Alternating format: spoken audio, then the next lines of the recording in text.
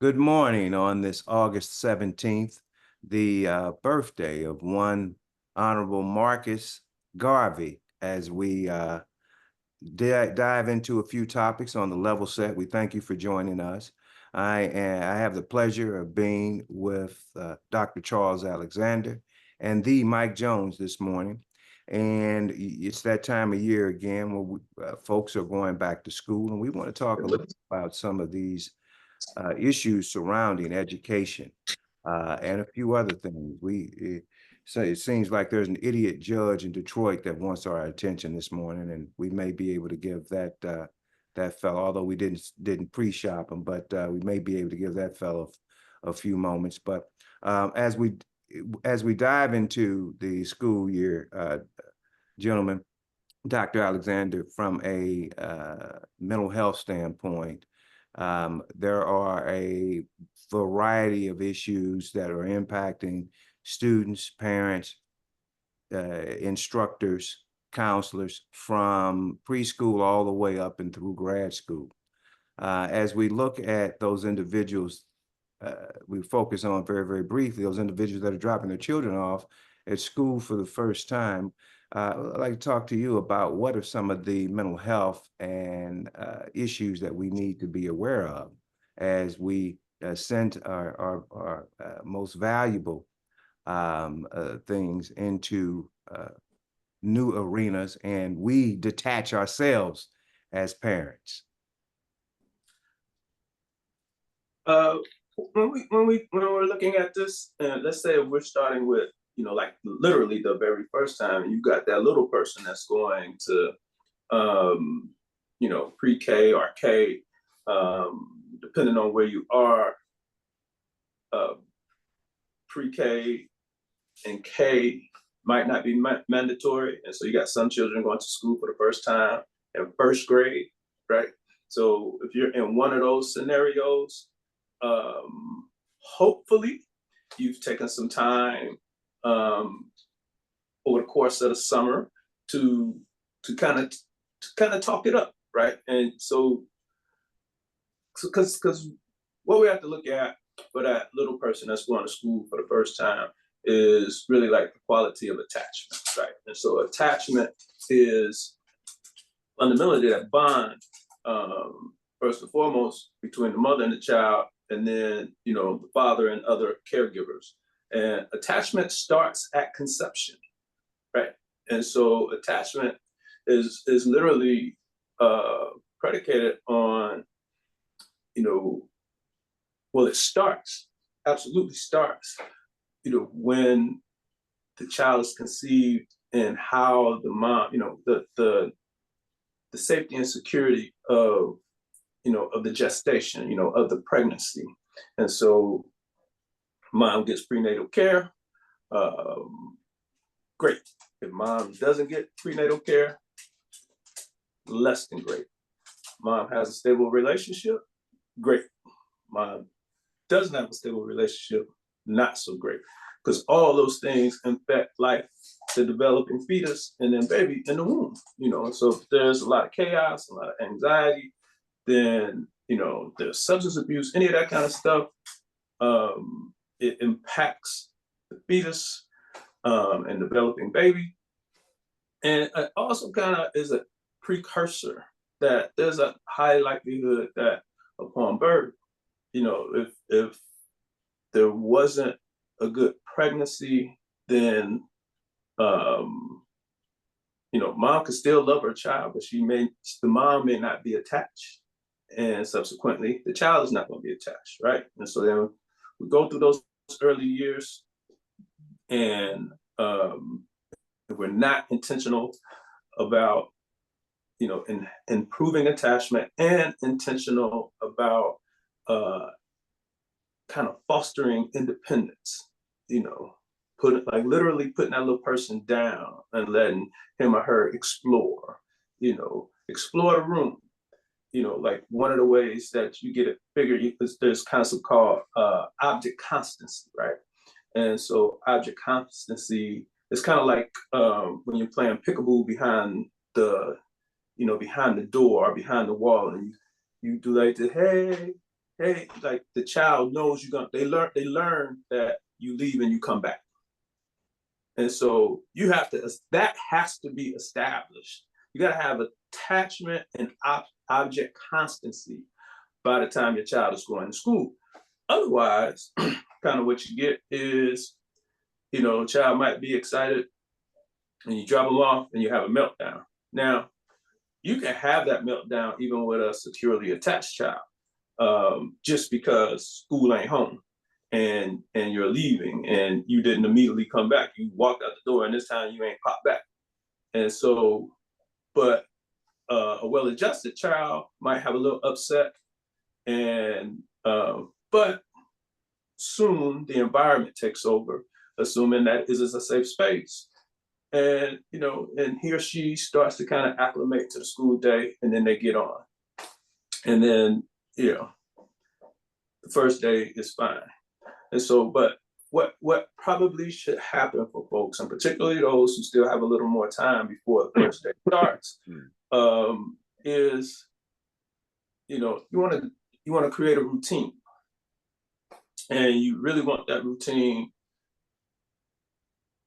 You need like a 12-hour routine, because you don't want, for this first day of school, if at all possible, you need to, you know, if you're not self-employed, you need to talk to your boss and see if you can come in late, because you literally have to meet your child where he or she is. But you want to have like a 12-hour routine that you are able to run over the course of that year. And what I mean 12 hours is that, like, you know, at 8 o'clock at night or whatever time you decide that your child is going to go to sleep, before your child goes to sleep, y'all need to talk about the first day of school and what school is and how much fun school is and what you're supposed to do at school. Because the child really don't have no concept of what that is. You know, you want to be, you know, you want to be doing that, right? And really, you can kind of start again. You can start that routine before it's actually the first day of school, and you know, because you can create some run-throughs, right? So, but before your child goes to school, you had that conversation. You want to take care of as many different things as you can take care of, so that you don't have a rushed and hurried morning, because you don't want to create anxiety in the home before you leave. You don't want to create situations where you just inherently get frustrated.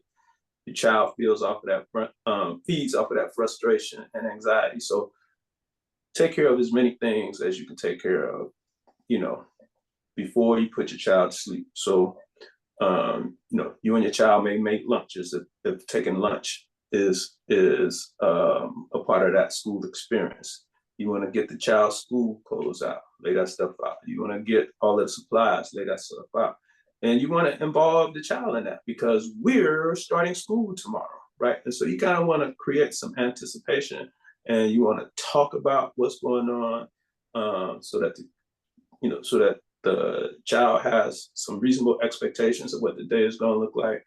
And you want to talk about, you know, the child's feelings. You know, how are you feeling about going to school? Are you excited? I don't want to go.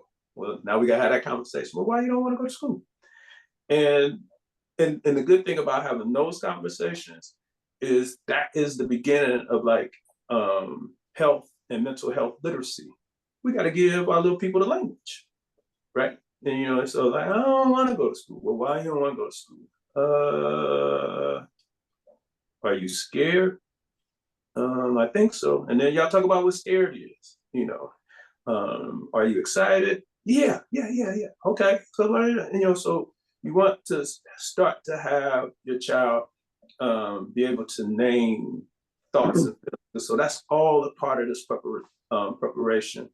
And again, the further out you start this process, the more you're able to kind of create, you know, well, solidify your routine and practice and have run-throughs. You know, so it might be that a couple of days, you know, a week or so before school, that you change the sleep schedule, right? And so summertime, your child might have been, you know, up until, he or she wasn't up no more. Well, now we're getting close to school. So now we used to be able to stay up till 10, for the next 2 weeks, we're gonna go to sleep at 8. And then at some point in time, you start that, you start that routine that I was speaking of previously. The other thing that you do if you're kind of grooving this thing, excuse me, when you get up in the morning, you actually do the whole thing. You get up, you have him or her get dressed, you all eat breakfast, they grab their little sack, and maybe y'all walk to school, or maybe you drive to school. Little person sees the school, you walk the little person up to the front door. If the school is open and you can go in, walk them into the school. If you already know the classroom assignment, walk him or her to the classroom. If the teacher happens to be there, awesome. You can meet the teacher. And if the teacher's not there, that's fine. You've created the space. Great thing is if the teacher is there, you immediately start your relationship. And you and the teacher can communicate back and forth between that point and the time that school actually starts. The little person actually has an adult that they can attach with, from that point forward. And so when they actually come to school on the first day, they're comfortable with the routine, and they're comfortable with the building, and they're comfortable with the teacher, so that when you leave, although there still might be some angst, they're a little more comfortable because they've already been in that space, and they already have a relationship with that teacher. And then hopefully your child is going to school somewhere where he's going to, he or she's going to neighborhood school where, even if there's no child that he or she knows in the same class, that he at least starts to see familiar faces, in that walk up to the school and walking down the hall and things like that. Because all of the familiarity, all those things that are familiar are ways to keep the child kind of stable and comfortable. So that's kind of that front end of it.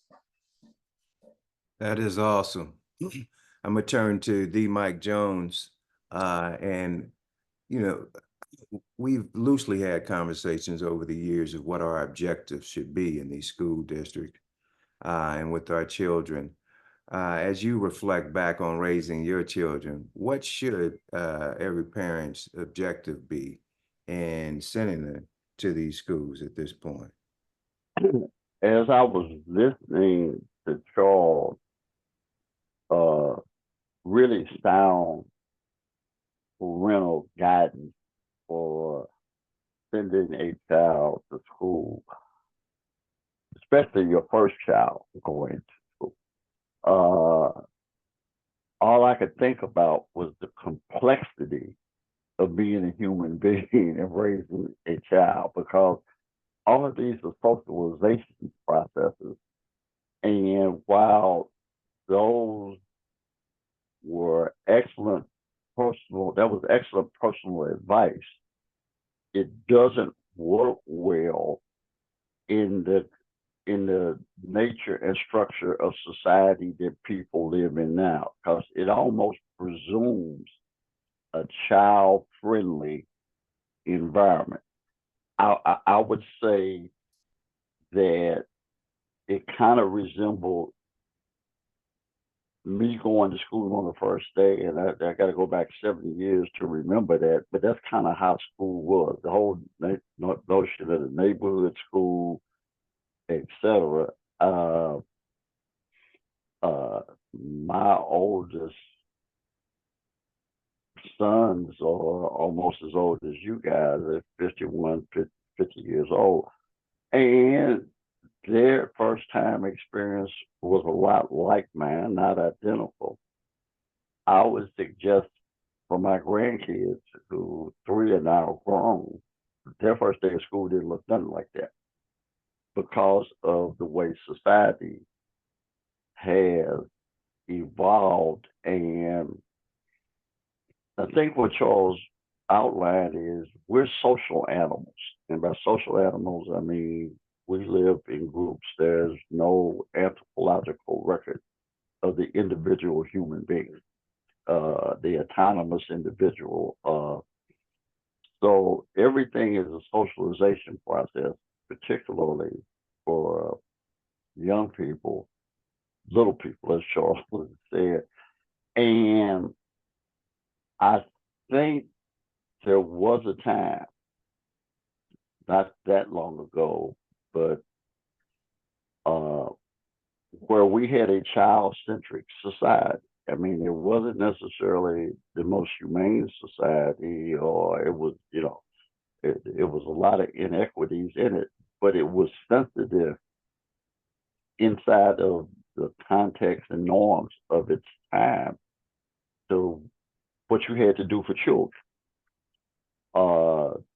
The society that we live in now is, I won't say it's hostile to children, but it's completely indifferent to children. And I would probably suggest there's not a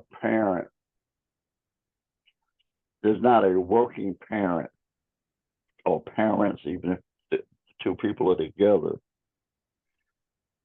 whose life is filled with so much anxiety that they couldn't do that for a child, even if that was literally instinctively what they wanted to do and want to do.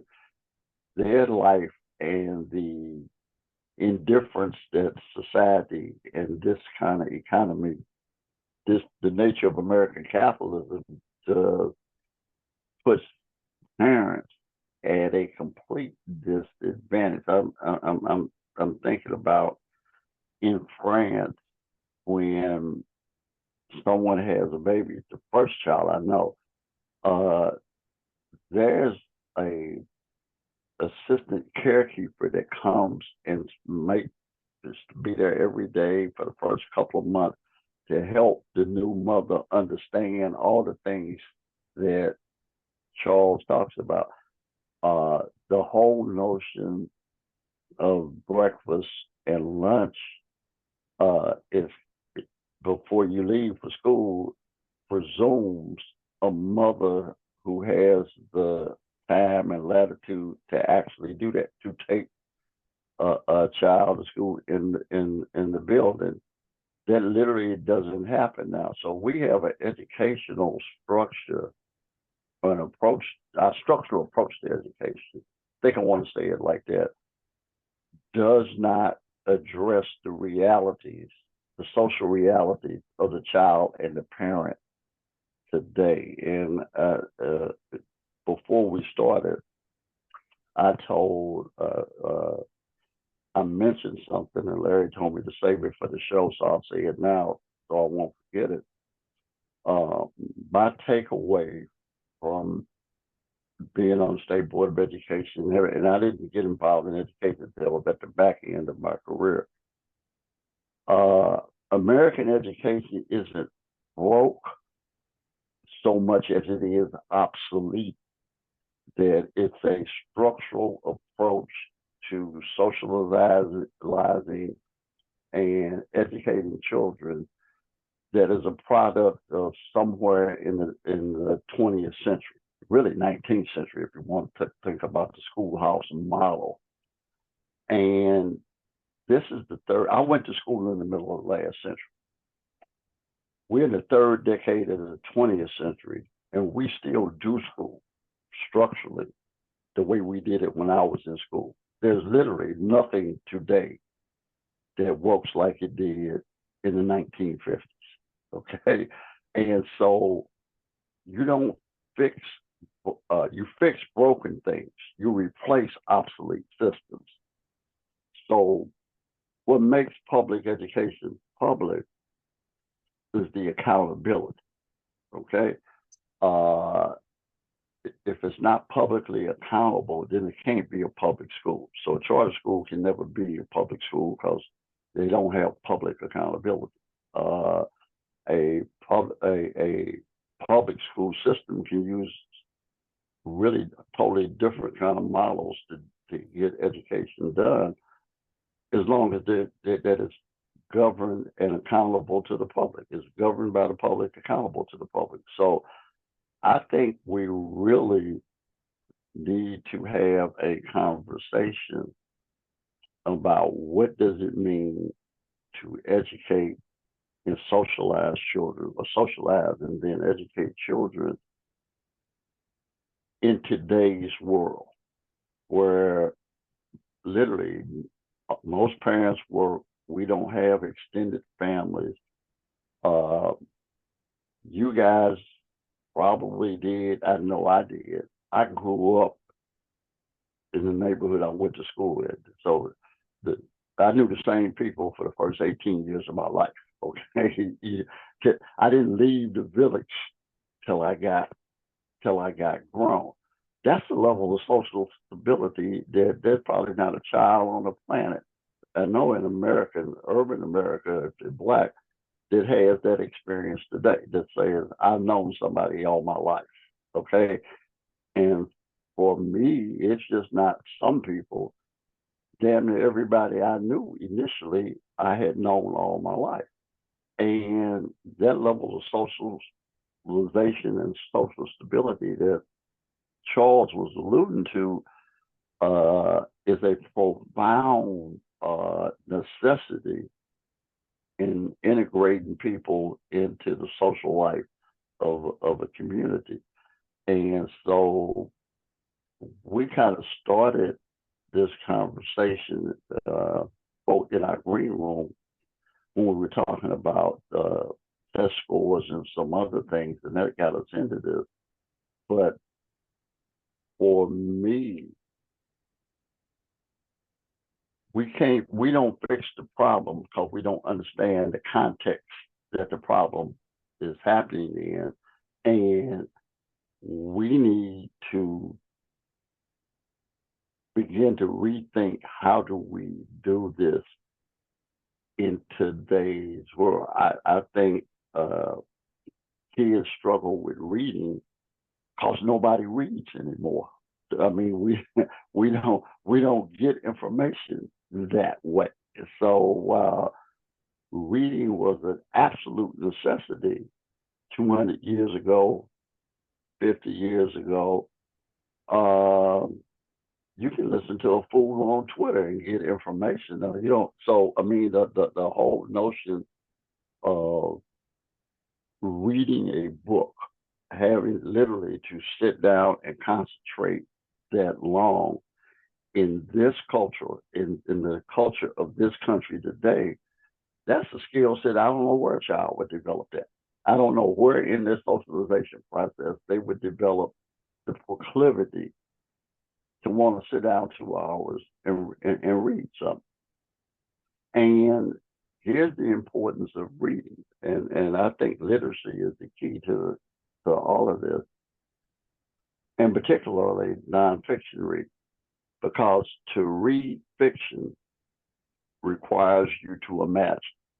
Okay, that when you read Alexander Dumas and Three Musketeers, you have to imagine 16th century France, 17th century France.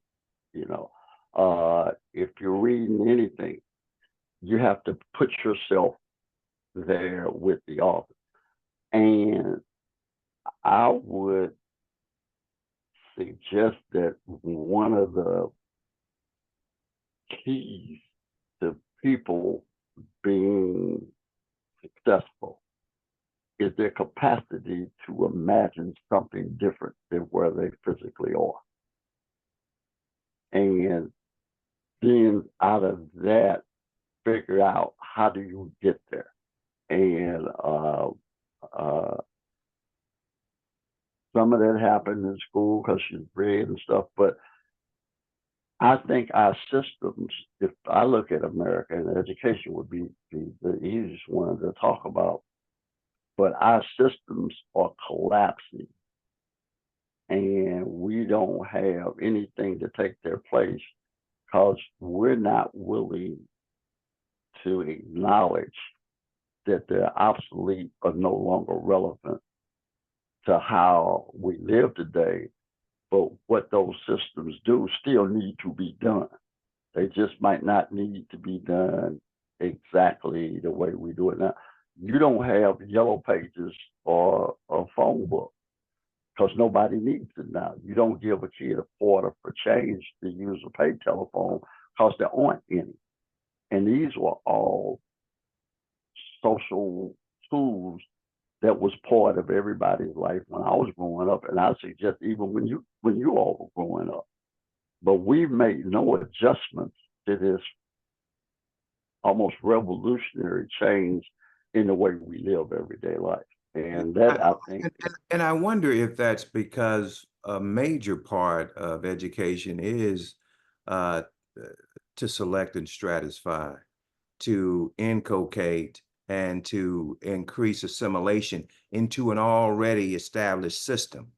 It doesn't appear that the system that we have is here to create any influx in the system that we have. And so the training that the uh, oligarchs want you to have, they'll give you once you're done in this system. That is absolutely correct. well, I'll even say this. The biggest problem with American culture is it's been taken over by the merchant class. And there is no great civilizations run by business people. Okay, they're run by warriors and poets, scholars, but never merchants. Because business people are short-term thinkers and they're just worried about profit. So if you think about it, when you were going to school, definitely when I was going to school, education, if anybody thought about it, they thought about it in terms of your development as a person. And then you went out into the world, and if you got a job, the job trained you. Now the whole purpose of education, as we talk about it, is workforce preparation. So we're trying to train workers, not educate citizens. And so I would suggest that you all, excuse me, and as well as me, are products of an education system that was designed to socialize you into the larger construct of society, I think not I train think you to get a job. by the time I went to school, it was a hybrid. Okay. Yeah, it was a hybrid, and that was yeah. So I was there several years after. I shouldn't even say several, because Brown was 54, and I graduated from high school in '83. So that we began to And I see. graduated from high school in '67. Okay. And I'm thinking I'm about the last generation of my brother who's a couple of years where education was about something else other than training for a job or a career. So as we celebrate Marcus Garvey's birthday today and look back on that, Doc, what should be the approach when we go into these schools? And I want to get back to the attachment stuff because, Mike, you raise such incredible issues with respect to oftentimes these spaces being hostile to our students. So what should be the approach? What should be, no matter, what institution, our children are going to walk into on Monday? What should our approach be at this point? Our approach, so it kind of regardless of what the school's approach is, our approach, excuse me, optimally has to be the the socialization and education of our child. Today, that can be a challenge, but I think it has always been a challenge. I believe that, so like, first of all, that it has always been the desire of, of the power structure to create a workforce. And so education has always has always been that. Now, for us, we have to consider kind of like those things that just kind of came together that really impacted and influenced the way that, you know, we were educated. And we gotta look at education for the three of us the same way we look at white flight and the same way we look at black flight. So part of the reason we had black teachers is because the Negroes couldn't do nothing else. Right. And as soon as they could do something else, they did it.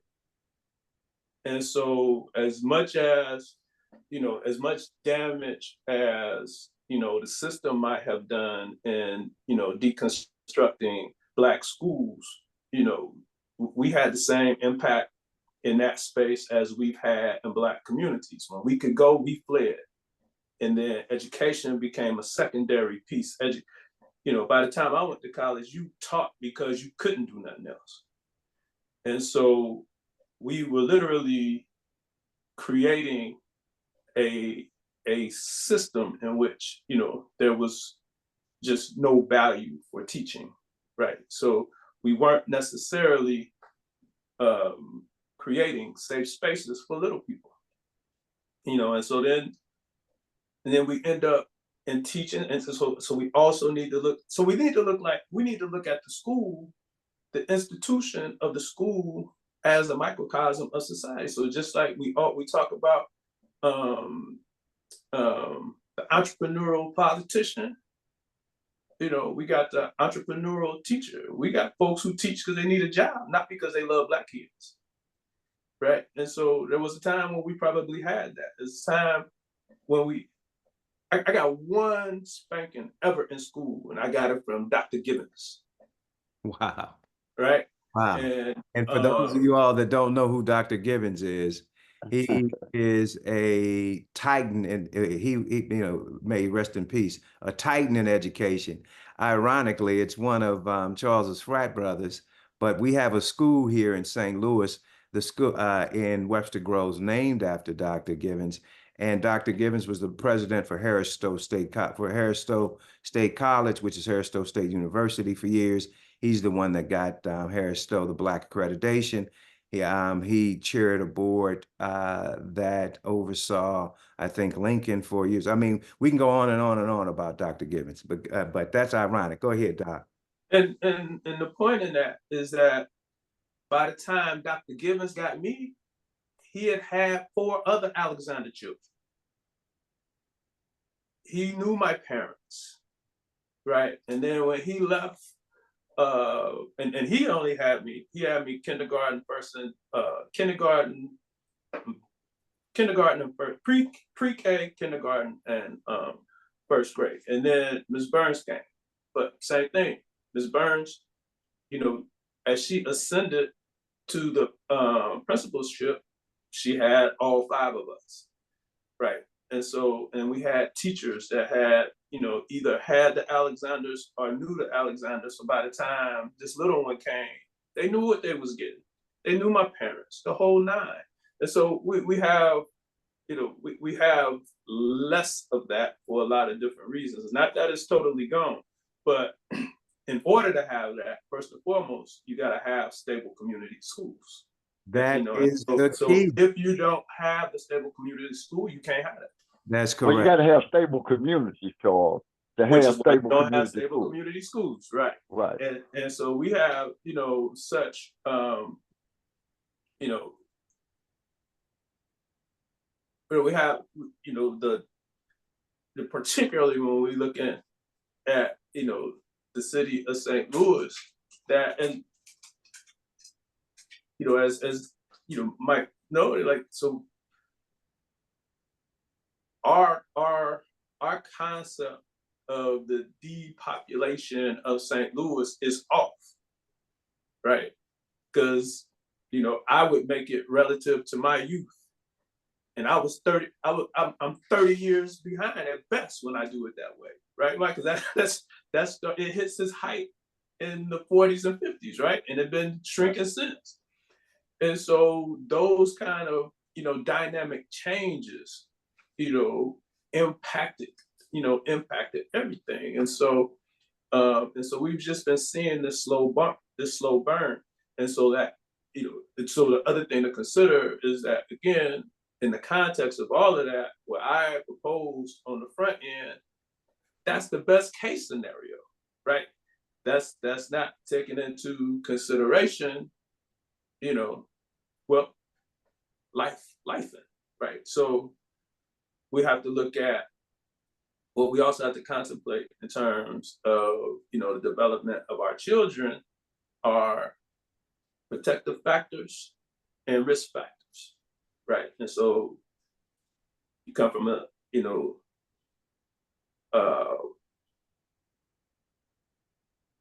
in a two-parent household where either one of the parents is gainfully employed or both the parents, make enough money that the house can be, comfortably resourced. That's a protective factor. Anything less than that is a risk factor, right? If that family lives in a community where there is, little to no violence, crime, that's a protective factor. Anything less than that is a risk factor, right? And those things start, and so the balance of protective factors and risk factors is what, helps us to mediate what is called adverse childhood experiences, or ACEs, right? And so, and we go back to my initial answer, again, that kind of starts, that starts at conception. And so you have a child that's in a stable situation, great. You have a child that is not in an optimal situation. You could have a child coming to school on the first day of school who already has, three to four ACEs, housing insecurity, food insecurity, if those two things ain't working right, then the house is insecure, period. And so might be a single parent home. It might be that because of jail, murder, or just, two of them can't get along at all. Whichever one of those things that it is, that's additional ACE. So you got 3 or 4 ACEs walking to the school. That impacts your first day of school, right? And that impacts every day they're on. And, these are other things that we just have to contemplate, what we're looking at. And that has to be a part of teacher education too. And so, in fact, Posey Roberts School District yesterday was doing their Institute Day to get their teachers ready to receive students. And I spent 3 hours teaching teachers about ACEs and the impact of ACEs and how they have to ready themselves and be in tune with themselves in order to be able to meet and nurture little people, kind of regardless of the number of ACEs they do or don't have. Larry, Mike, let me define okay. ACE real quick. But those are adverse childhood experiences. Adverse childhood experiences. And the more ACEs you have, the higher the shorter lifespan you have. Lifespan with that. That's correct, on an inverse basis. And that was something that was popularized. I don't know if it was created by the former the education czar or health czar of California. Is that correct, Doc? So it, not the University of California system and Kaiser Permanente did the initial ACE study in 1995, and it was among 17,000 predominantly white folks who were in the healthcare system for getting some existing condition managed. And they hypothesized that there was a relationship between adverse childhood experiences and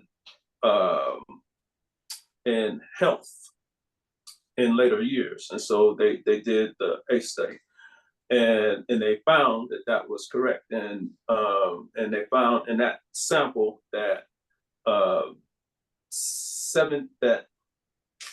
that 2/3 of the people had at least one ACE, and and 20% of the people had 3 or more, and that there was a dose-dependent relationship between ACEs and health. And the more ACEs you had, the poorer your long-term health prognosis was, both mentally, emotionally, and physically. Okay, thank you. We're gonna go That- direct to you, Mike Jones. Yeah, I want to pivot a little bit off of, but use what Charles said as the predicate for what I'm getting ready to say.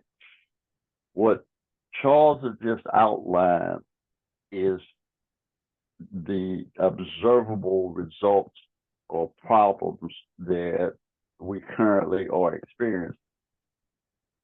And when we talk about them, we presume that the system we're operating in can address those problems.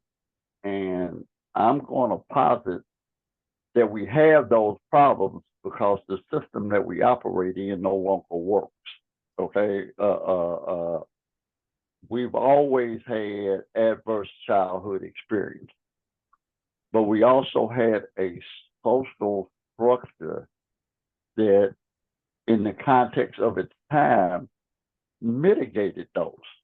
Okay. I mean, it was the nature of society. Charles said yesterday he was teaching some teachers about this and about what they had to do to get ready for the kids that they're going to be receiving when school starts. I would suggest that's one of the core problems that we have, that teacher preparation hasn't changed in 100 years.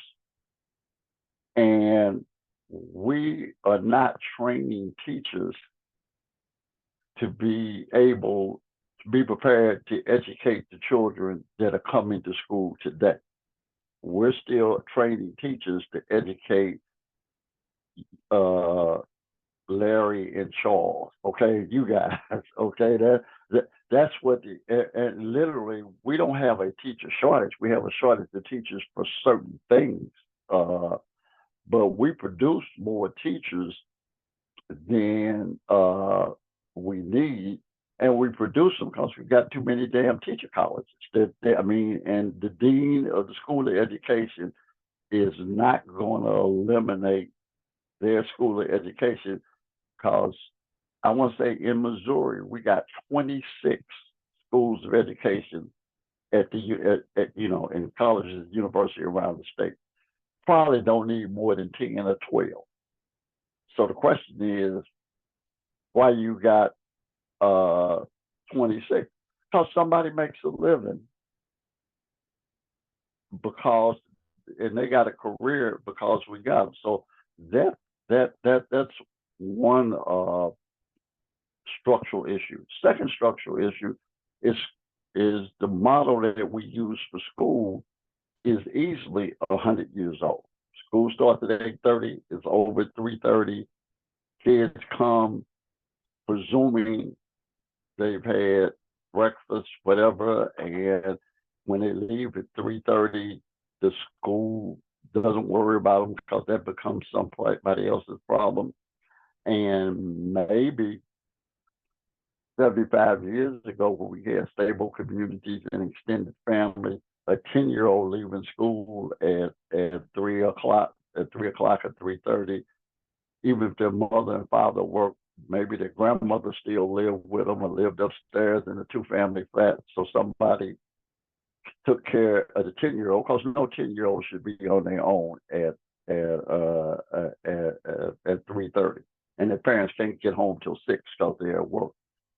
Or conversely, there were kids that came home with other kids because there was always adults in these stable communities that kind of could look after kids. So the communities organized themselves to accommodate the raising of children. I would suggest that the way society is structured now, you need a school that's based on a 12-hour model.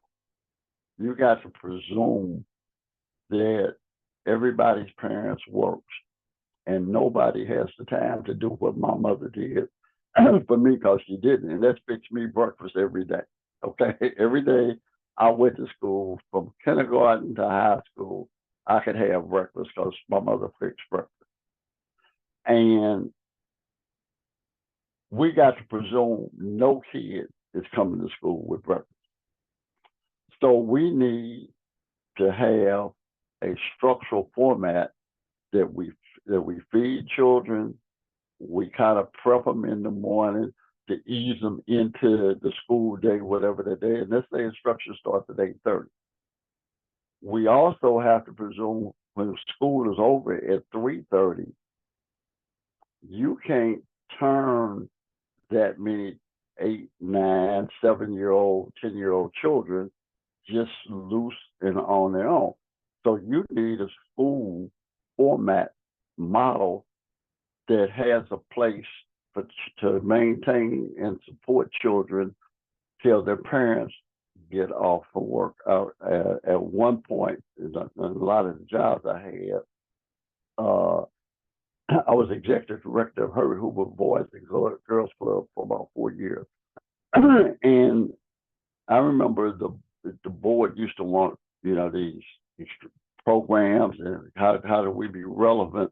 And I actually told them one day the most important thing we really do is have a place for kids to come from 3:30 to 6:30 till their parents get off from work. Okay, we didn't do nothing with them, but let them play and have a safe place to play with adult supervision.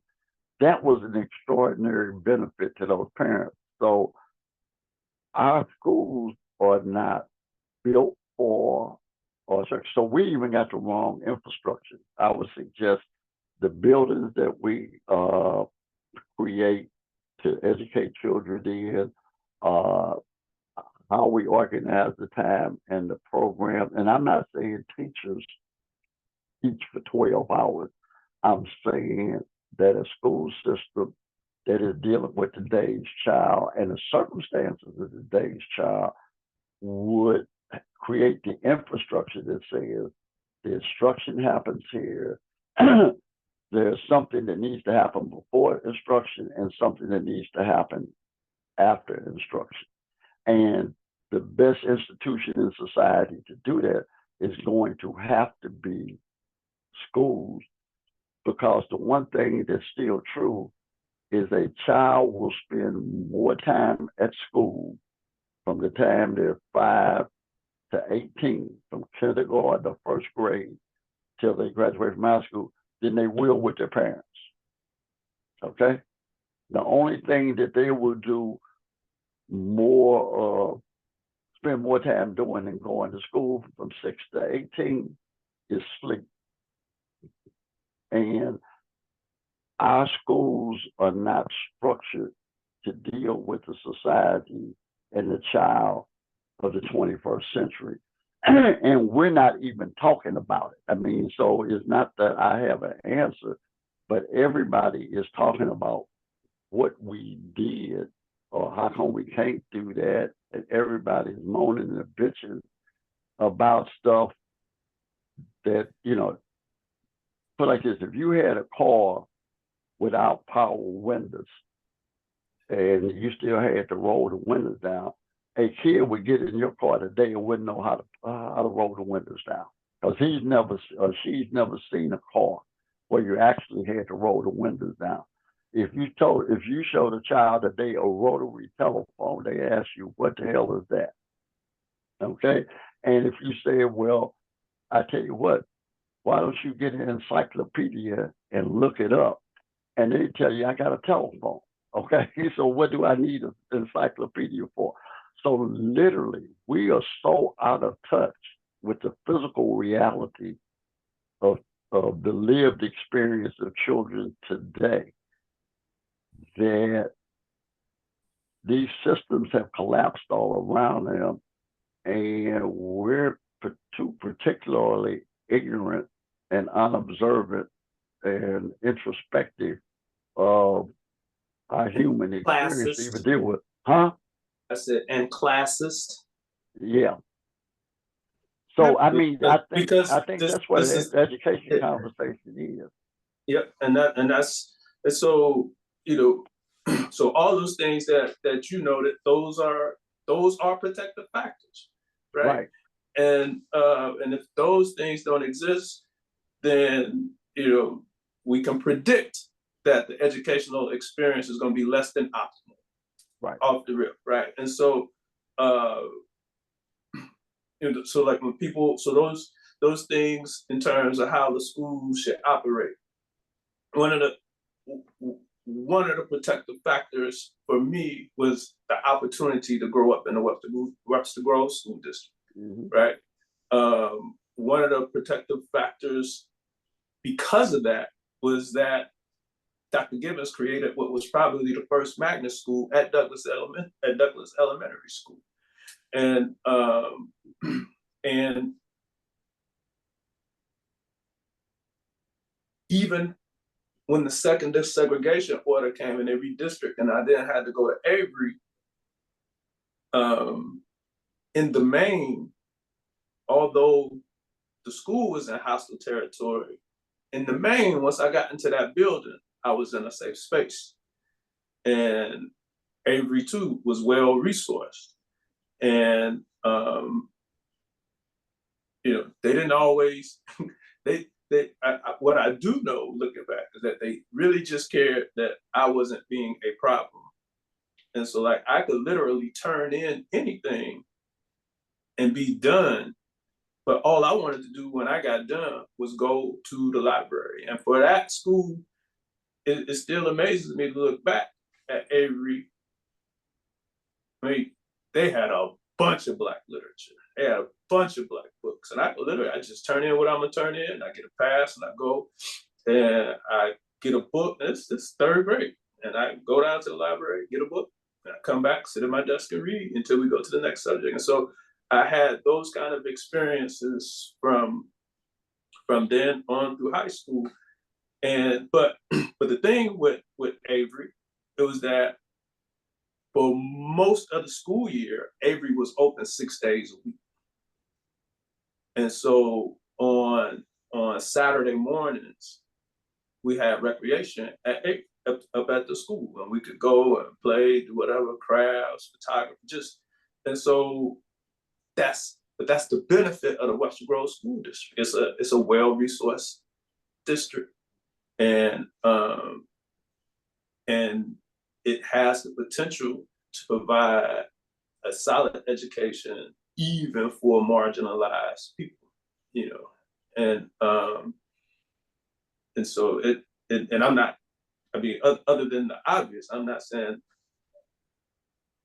my circumstance was marginalized. Our marginalization was purely based on race, but I had a life full of protective factors, and that is how I end up, how I show up. But I see it's easy to see the inequities and how they impact the system, and how this school district might look this way and that school district might look that way. And and certainly I didn't understand all that stuff as a kid, but now working closely in these kind of spaces and kind of watching it happen, it's like, it is remarkable and it's crazy, it's disturbing, it's like this whole list of things, in that, to your point, like, it's in order for those things to happen, like you get a sense that there's a set of parents now who have no idea how their own school operated. Right? They said, well, why we ain't got no Cub Scouts? Because you ain't decided to be the pack leader. I mean, that's what the Cub Scouts require. You got to have somebody who's gonna host them. You got somebody who's gonna put all that together. And so we got a lot of people who who have no idea about that. And then again, we have this set of people who they literally don't have the time. They are working multiple jobs, and not that we ain't never had to work multiple jobs, but it goes back to that other point that you made, Mike, is that because we had more more stability and less, transient families, then your child could be somewhere else, if you had to work late and this, that, or the other. There were people who were available, and when we just have less of the protective factors necessary to make this thing work for the masses of children. And then we have, since 91, we've had the continuous siphoning of resources by charter schools. And charter schools might work in a lot of places, but they don't really work in the Midwest. And they don't work in what's called the Rust Belt. They don't work from the Midwest to New York. that continuum, they don't really work. And you can find some shining examples, but in the main, charter schools from the Midwest, charter schools that exist in what's called the Rust Belt, they perform at or below national standards. And then you got folks opting for that because it's a charter school. And so that becomes another thing. Let me ask both of you gentlemen this. This question is motivated by both Marcus Garvey and Amos Wilson. Seeing that the requirements for Black students are going to be different after graduation. Their realities are going to be different than their white cohorts. What should be the mindset as we send our children? What is the theme that our children need to have as they go into these schools? Again, we have to be conscious of identity and safe spaces. And somewhere in this thing, we started to think propaganda is amazing. At some point, we fell for the propaganda, and we thought that these spaces and these places are race neutral, and that ain't no new thing, but that's the thing that occurred, and and it's that too. It's not a new thing. Part of the reason that I ended up at Morehouse was I definitely wanted to go to an HBCU. But, my parents decided at number 5 to be, more vocal in that space. And so, Mr. A, he was like, me and your mom was thinking, you think you want to go to an HBCU? And I was like, yes. And then my mom was like, you can apply wherever you want to apply, but you also got to apply to Morehouse. But I ended up at Morehouse. But my point in saying that was that statement was prefaced with my parents, other than making sure the household was safe and secure and allowing us and making sure we did whatever we wanted to do, they were relatively hands-off in education. They did education remote control. They made sure we had everything we needed. We were well-mannered kids, so we got what we could get in that system, right? But there's a lot of those spaces. My parents were literally either distracted or, they're distracted because they were busy, or they just might have been asleep at the wheel, because my sister graduated a year early in the top 10% of that class. No money. My parents paid full tuition for her. And, all my siblings, I think I might be the only one that graduated from high school with less than a 3.0. I graduated with a 2.8, and that's because I took my entire freshman year off. I could literally go to school and just get a C because I came, and that's what I did. And so, wait a minute. Charles, don't feel bad. I did that for 2 years. What happened to my what happened to my basketball? What I thought was going to be my high school basketball career was my mama saved my life and said, "Boy, you don't know how to go to school and play basketball, so you don't have to play basketball." Now I still love the game. Yeah, right. But I took off 2 years of high school, so I ended up with a 2.8 too. which could still get you some money somewhere, right? That should to be able to get you a reduced, that's still a B. It's a B minus, but it's still, but it's, and so, but none of my parents' kids got money. All outstanding students, all my parents put the bill, and my siblings threw some money in because they worked, and and we all worked. I worked that semester before I went to school, and I worked every summer during, but for Morehouse, my money was just for my living expenses. But that was, them making some other assumptions about that system, right? That system just did what it was supposed to do, and that was to educate me, nothing extra. And so even then, coming out of that time, and Mr. A said it, and in hindsight, he's like, we thought that they was gonna. That was just we, and they weren't. And so if you then just look at the slow burn, this is part of how we, got to where we are now, where we have people for a variety of reasons, like literally checking out from the education system, because what we anticipate that they are and what they are going to do or what they're supposed to do, folks be talking about report card pickup, which I think is absolutely important.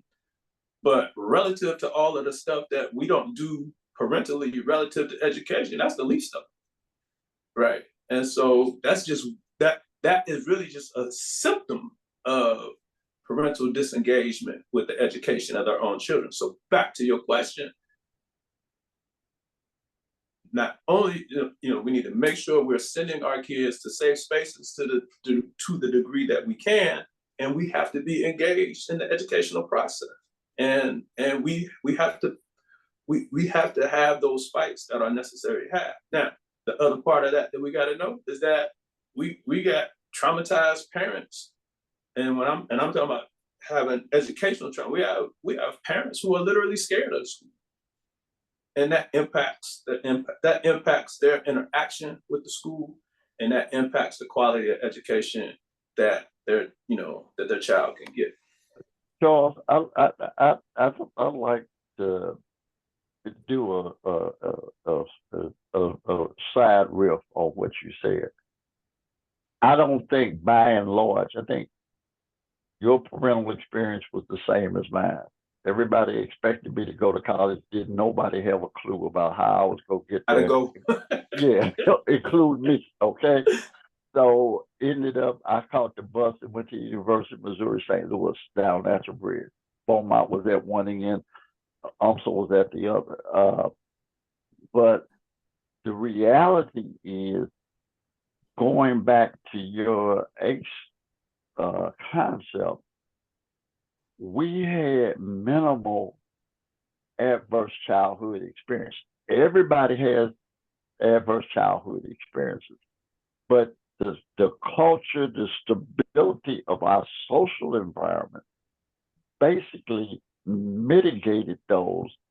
So there would be random incidents, but something I will say regularly, if you were my age and you turned out kind of like I turned out, it was a result of your larger social environment. Because I would suggest that if you're my age, there are two things you heard on a regular basis, and I think I've said this to you guys before. You would hear somebody say, "This ain't for you," or "It's time for y'all to go." And so kind of just, if it looked like you could do something else, was go do something else. The streets didn't want you. And matter of fact, they send you back home. And in fact, you were probably the beneficiary of something that you never heard. But when you think about it retrospectively, somebody who mattered and who could say it said, leave them alone. Okay. That part of the reason you walked around here and did nothing really happen to you, because somebody didn't want it to happen to you. And they thought you could be something else. And they wanted to let you be something else. And you, 30, 40 years later, them brothers are proud of the fact that you came from this space and this is who you are now. That's what community means. And that's also the breakdown. So we put a tremendous burden on the individual parent when you ask them to pick up all of that. So the reality, we once had community that compensated for parents that couldn't. Okay, all across the board. You played little league baseball. We all grew up playing organized something.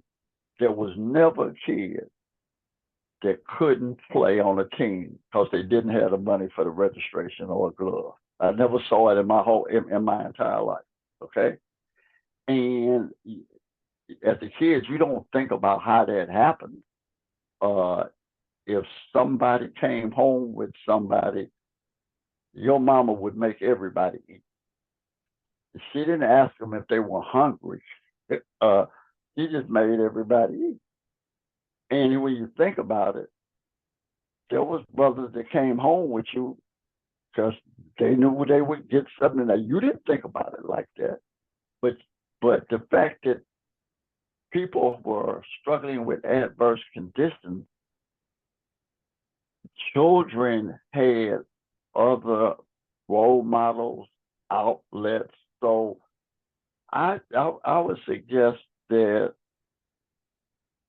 we didn't have generational poverty when we were growing up. I mean, we had generation after generation of Black people who weren't, who were poor, but they were different generations. I mean, so a kid from a dysfunctional family, whatever the dysfunction is, could grow up to be a lawyer like Larry Fields or a psychologist like Charles Alexander, because he knew Mr. Fields and he knew Mr. Alexander, and they were your best friends, and they were around you, and all of a sudden they got opportunities because you wanted your friend to go with you to wherever y'all was going, and didn't nobody say, well, has he got any money? They just told him to get in the car. And I would suggest there's no child today who is in these adverse circumstances who gets that kind of structural help, organic structural help. These weren't no programs, okay? Didn't nobody say, here's the relief or rescue program for the kids who have too many ACEs. This was just grown folks taking care of kids till kids could take care of themselves to the best of their ability. You know, as I listen to you all, one thing that pops out is that our parents oftentimes imputed their humanity on systems that did not mirror that. Because, you know, you would assume, you know, just like both of you all, the only reason we moved to University City is because my father identified them as one of the best school districts in the country. But, you know, once you got there, after you got past the, you know, a certain threshold, the resources were still given to the white individuals. And there are studies that have been ran, you know, longitudinal studies that we have now, that even in elite environments where there are Black students and there are white students, and they have equal, the Black student has equal or better academic credentials, the resources and the opportunities are still given to the white students. And so we've got to be very, very cautious of that. And we need to understand that as parents, we are the CEOs of our children's education. Correct. And, you know, and we just naturally kind of exist in various, spaces, and that's not even totally dependent on, SES. We got well-resourced folks who, again, still ain't really tuned in to what their relative role needs to be. But again, back, the simple answer in the context of Marcus Garvey is that first and foremost, we got to be Black. And those things that we can control, we got to control.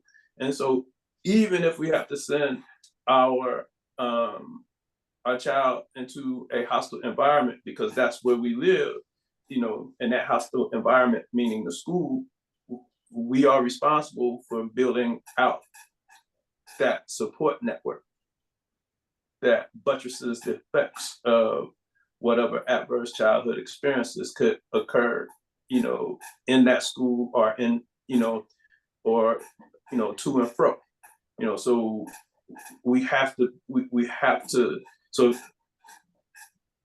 like too many of us, say stuff like, the Asian community, they got Saturday school, and the Jews, they got food open. Let's do it. quit talking about what these other people got. Ain't none of this stuff major. If you want your child to have a culturally relevant education, make it so, right? And because I am talking about folks of means who are having those kind of foolish conversations and are steady looking, they conceptually, these folks are anything other than Garveyites, right? They whatever models of whatever there is, they look outside of our community. And so even where we have the wherewithal to,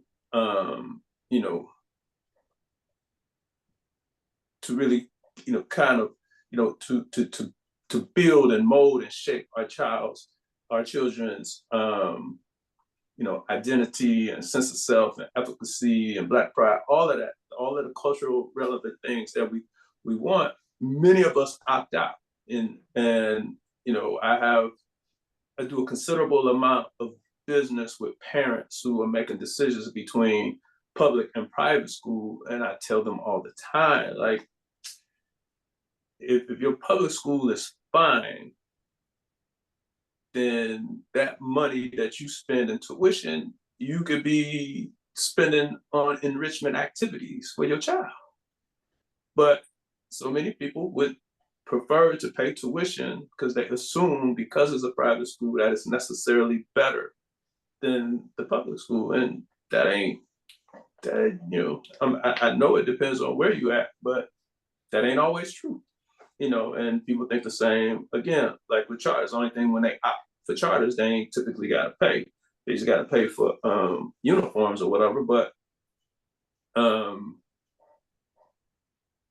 we have a responsibility as parents to ensure that our child is going to a safe space and our child's needs are being met, and our child is privy to a free public education in the same manner anybody else is there. Those of us who go to private schools, they ain't assured that, which is another foolishness, which is, you ain't entitled to nothing. You entitled to whatever your tuition pay for, but that ain't necessarily good service. That's you get to be there because you pay the tuition, and you ain't got no rights. You ain't got no, like, the private school is tanny. He got no rights that school is bound to respect. That is 100% correct. But that's what folks want.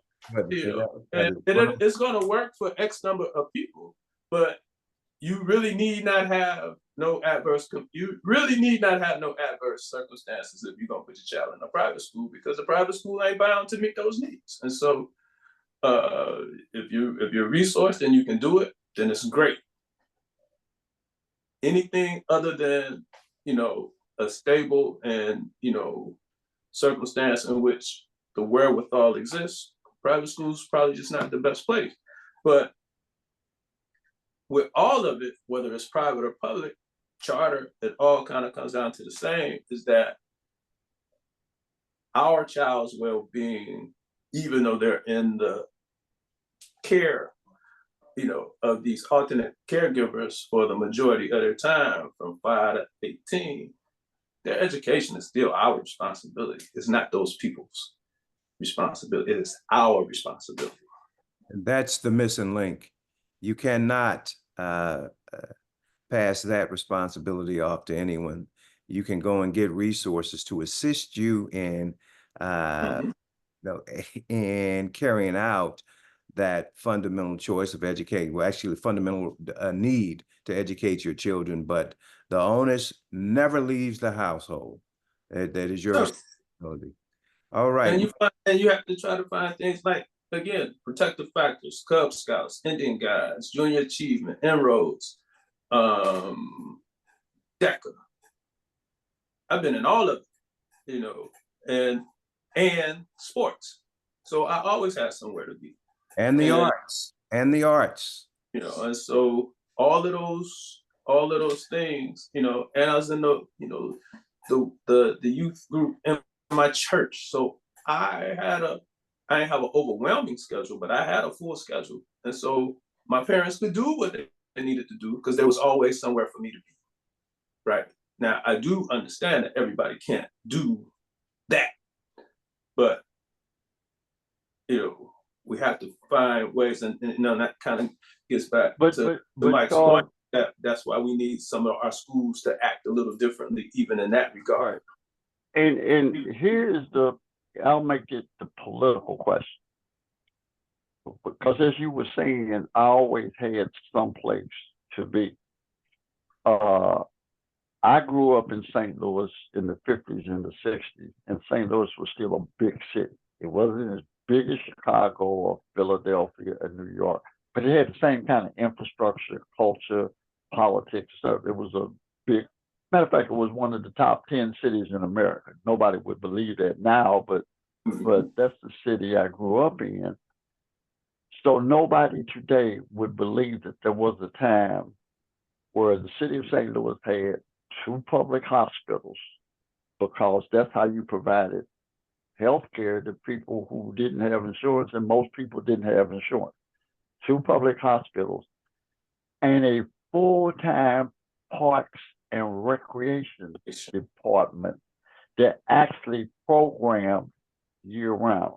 There was probably a functioning community center within walking distance of every child in the city of St. Louis, because people can tell you where they grew up playing in the wintertime. Okay, Sandy, Wold, Gam. I mean, and it was basically a function. It was the closest rec center to you that you could walk to. And they don't mean walk around the corner. You could have been walking 8-10 blocks. I mean, we didn't consider that a long way. It was, just over there. But the other thing they did was, in the summertime, every school was turned into a neighborhood playground with adult supervision. There would usually they were teachers and college students. The teachers were always older, and they would be the supervisor, and then they'd hire a couple of college students. It was always male and female, and it was something to do all day from the time school was out through mid-August. Started a couple of weeks after school was out, and closed down a couple of weeks before school started. But for about 8 weeks, there was organized activity. The rationale was, all of these kids got to have something to do. And here's what I mean by all of these kids. I just said I graduated from high school in 1967.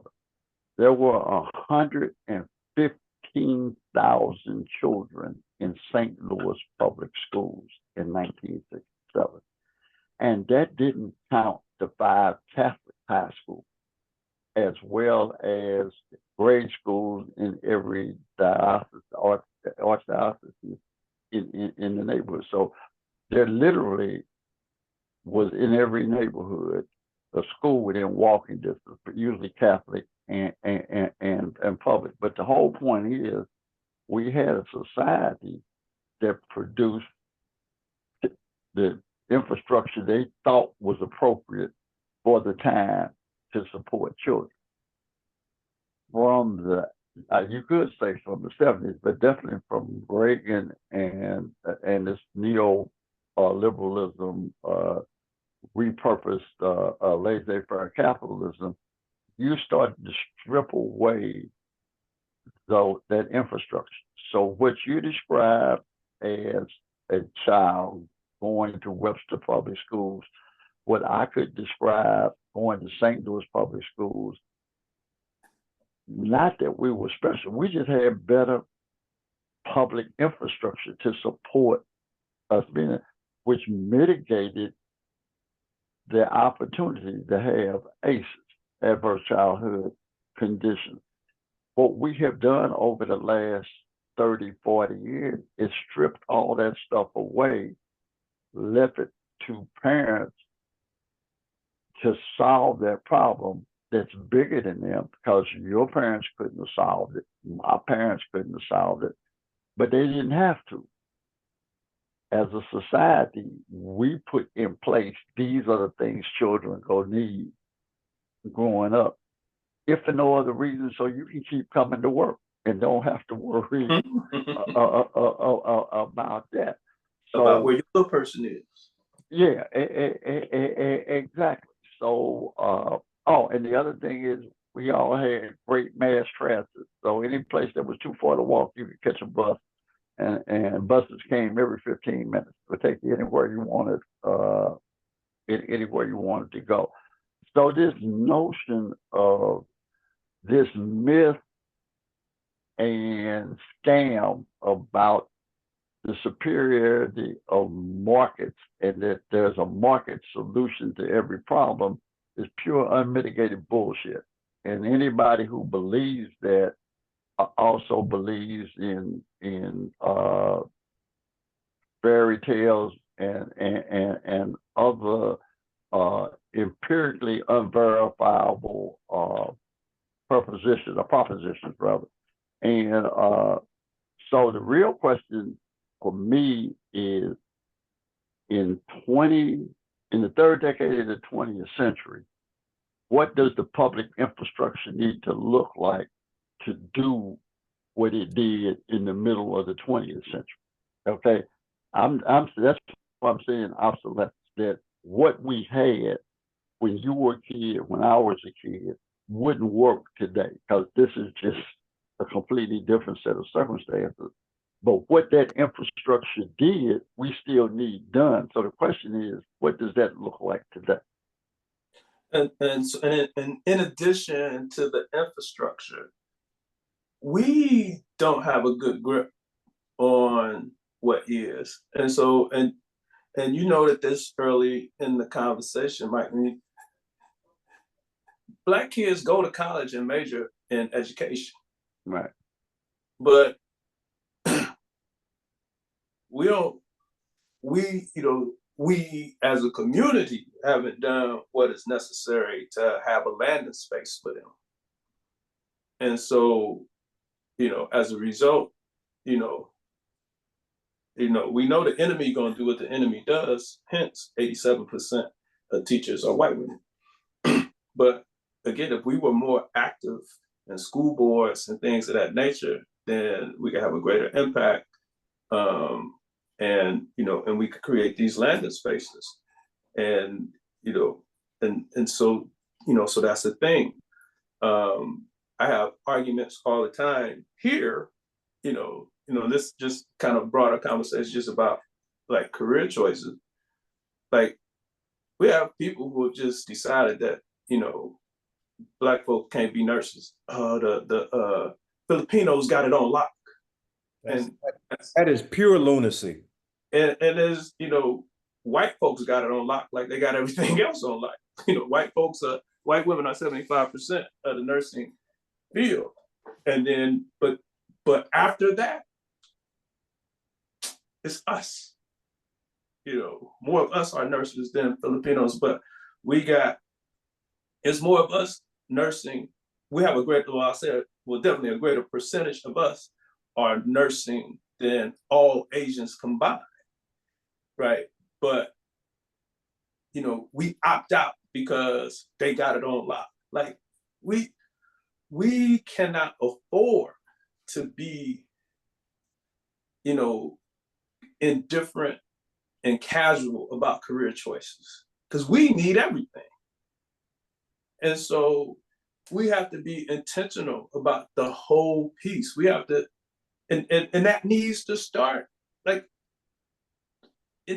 like that part of it ain't even hard. What you want to be, right? That's just a question that you got to ask your children, you know, forever. You always got to be asking what you want to be, and then again, it's your job to figure out how to get there, right?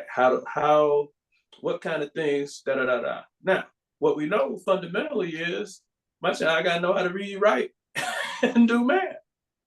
And so, if your child is competent, you know, and even more so if your child's sound identity, competent, and has a sense of self-efficacy, things kind of open up. And if you know how to point your child, like, I'd be amazed when I talk to people who tell me that their child is attending a college that don't even have what they want to major in. How does that happen? Why did you sign that paper? Why, Well, they got a good package.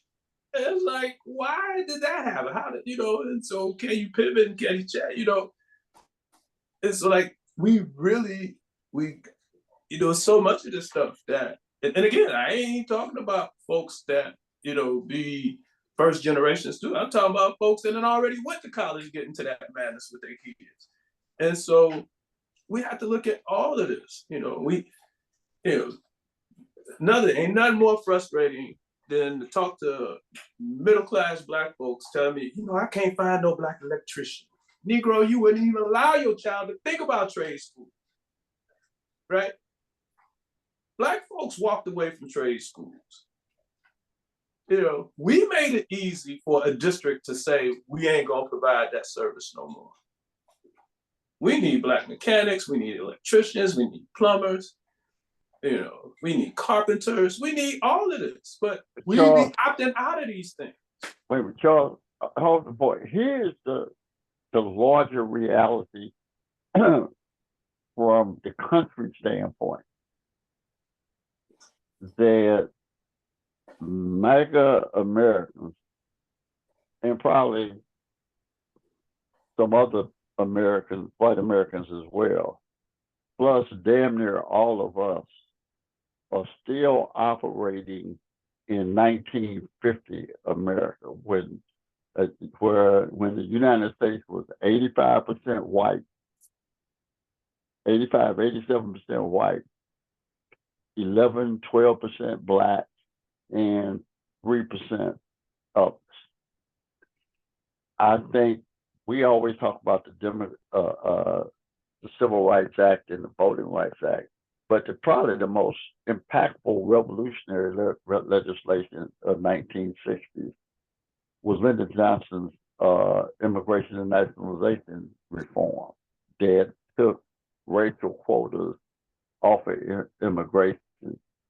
And 60 years later, this is not a predominantly white country. That, quote, white America makes up 62% of the population. If you talk about Hispanic, white, you know, however the Census Bureau calls that, they're still in the 70s. But in 1950, there will be more, 2050, there'll be more people of color here than there are indigenous white people. The practical reality in 100 years, and even right now, depending on what age cohort you start with, there are more people of color in these age groups than there are white. So here's the reality. the United States doesn't have an economy without people of color. I mean, that it would be a literal collapse. And despite Trump and their ignorance about immigration, Europe ain't producing no more surplus white people. They don't have enough Europeans in Europe. They don't have none that they can send to America. So America will either evolve past where it is, or it will collapse based on this model, this structure is not sustainable over time. And it's what happens to all empires. Okay. What is it? King George says in Hamilton, oceans rise and empires fall. Okay. So in the United States, you're looking at an empire in decline unless it makes the adjustment that empires that lasted a long time made. And that is they made demographic adjustments to accommodate other people becoming part of the empire that were not part of the empire when it started. So Rome lasted 400 or 500 years, but in year 200, 300, 400, it was way more people in the Roman Empire that considered themselves Roman than people who lived in Rome where it started. So literally what you are looking at is a battle inside of America between white Americans that are prepared to make some kind of adjustment to the demographic and social reality of the 21st century, and the Luddite, the political Luddites who cannot see themselves in any other kind of space or social scenario that does not include John C. Calhoun and Andrew Jackson and Storm Thurmond. So the reality is we got to do something for ourselves, about ourselves. And then the rest of this, and this election in November will be instructive and maybe indicate something. It won't be the final struggle and it won't be the final act. But a lot of this is an attempt to save a laissez-faire, white supremacist economic social order that really can't be sustained because you don't have a population, and the United States cannot flex that much military and economic muscle in the world. They don't matter like they did immediately after after World War II. So one of the things that we don't do a good enough job in for us is looking at the complexity of the problem, that the problem can be defined in layers. This is what it looks like down here. But why it's happening like this down here is really a result of some larger macro forces that are impacting this. So it's like climate change, okay? The earth gets hotter and it has consequences all over the planet, a little different in some places than others, but you can't change the temperature of the planet by a couple of degrees without having major, if not catastrophic, consequences. And I think that's a good metaphor for where we are politically and socially. Well, that, and I think education has gotten like Little League Baseball. It takes a great deal of parent involvement now. You have to teach the children the entire game. Used to be a time where every block had their own baseball team. I've raised an elite baseball player, and the next time someone knocks on our door to ask my son out to play stickball will be the first time. So you know, I that's know what you're talking about. Wait a yeah. minute. Somebody would knock on the door and say, "Man, you got to come out because we need 2 more to play And before we can play." Right? that's it. Okay.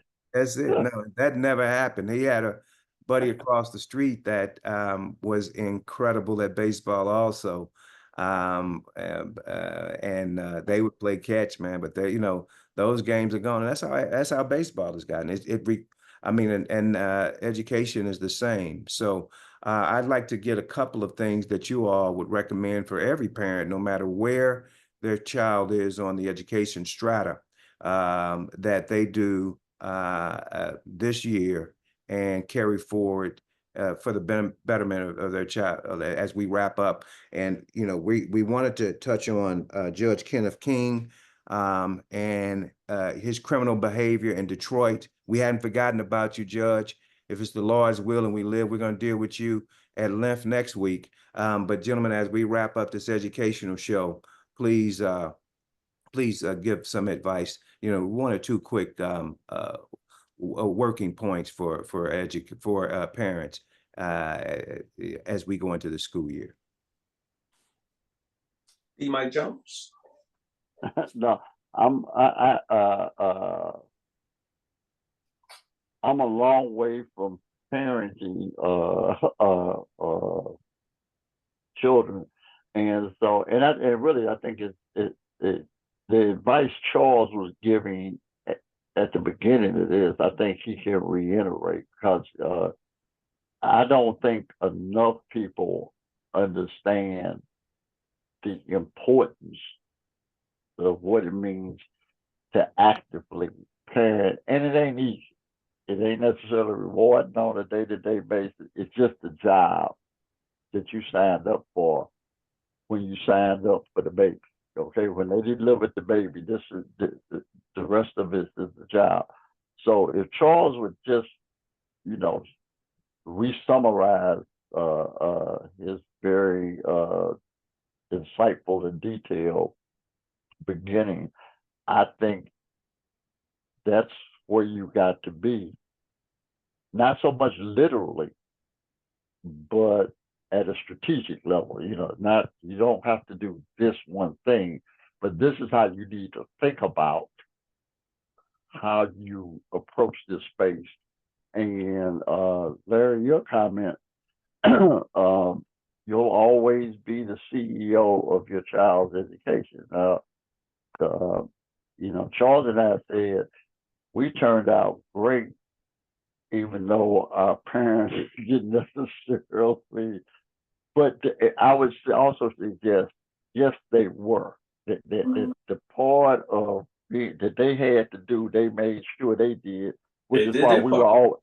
Which was getting you in the districts where you needed to be. Yeah, which is why we were always in the right place. Okay, right. They did what good coaches did. They put us in a position to be successful, and then they had these other pieces that they could depend on doing their job. And I think, and I'll say this about education and parenting: there is no solution to the education problem of our children today that does not include their parents. And I'll leave it at that. Absolutely. Doc, please. So the quick summary is we had to be thoughtful and intentional and active in our child's education. And we have to be, we gotta be engaged. It requires our children's education requires planning, and not just planning for college. We got to plan for going to school. Like there's got to be some thought in that every single day. And so here we are at the beginning of the school year. We got to have some thoughts on that. We got to be very intentional on what it is that we want to have occur. I recommend that parents, find a way to obtain, log on to the state school board, get it, download your parental rights, contact the local school, wherever your child is going to school. Obtain a copy of your parental and student rights and learn that stuff so that you know how to advocate for your child. You know what your child's supposed to receive. You know whatever the procedures are for advocacy and the whole nine, because the education of your children is a contact sport. Absolutely. I would just add, start with the end in mind. If you are looking at colleges this year, start in the placement office. Find out where, college graduates that are majoring in what your children are going to major in wind up. Who are the employers? How, if your child intends on being an entrepreneur, how does that, what resources do you have for that? If your child is I don't care if your child is in preschool, start with the end in mind. Where do I want my child to be at the end of this year? Where do I want my child to be at the end of the 6th grade? Where do I want my child to be at the end of high school?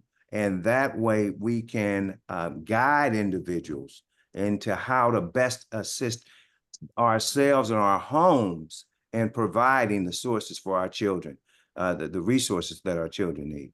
I want to. But one other thing with that, Larry, as it's coming to be clear, know what level of education your child needs in order to do what your child wants to do. Absolutely.